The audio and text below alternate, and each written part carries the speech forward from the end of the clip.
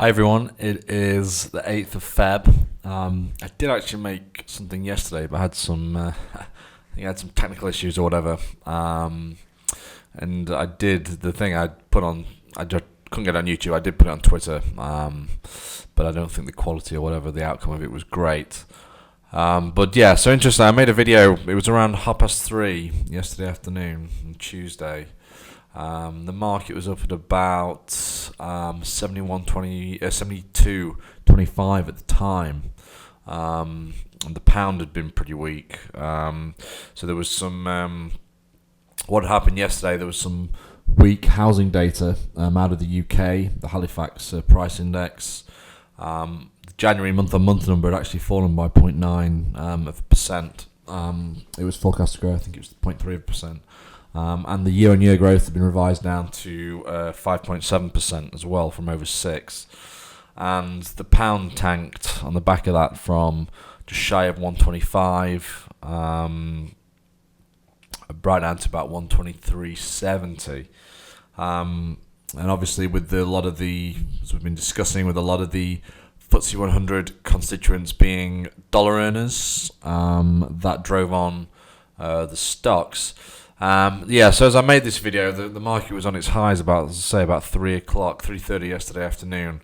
But right towards the end, as I was saying, it's vital where it closes. But it got really it got sold very, very hard towards the end of the day.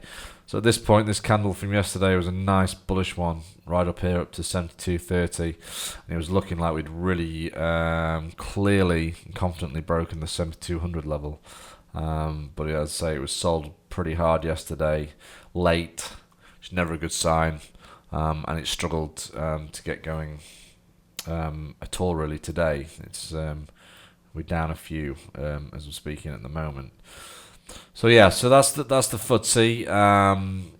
I'd still think my bias would be to the upside. We're about to get this cross on the MACD. As this sort of bottom sort of smooths, or however you want to see it. The one thing that does concern me at the moment is the fact that despite relative dollar strength, gold has really been flying in the last week or two.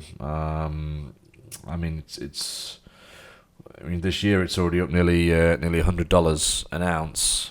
So that always sort of puts in the back of our mind that maybe some people are worried about something. It might be, it could be Trump is going to come out with something crazy and make a mess of things.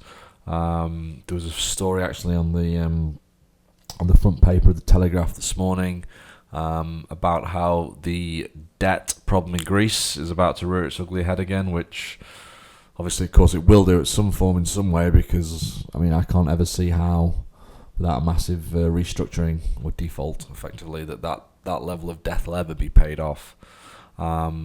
So somebody's been buying gold. It's not really on the back of a tanking dollar. So that's the one thing that I've been keeping an eye on.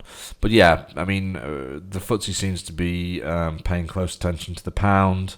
The pound turned right around from yesterday. It's back above 125. And since that happened late yesterday and into today, what do you know? The FTSE has stalled again. So that's where we are today. Keep watching the pound, keep watching the FTSE, and we'll see what happens in the next day or two.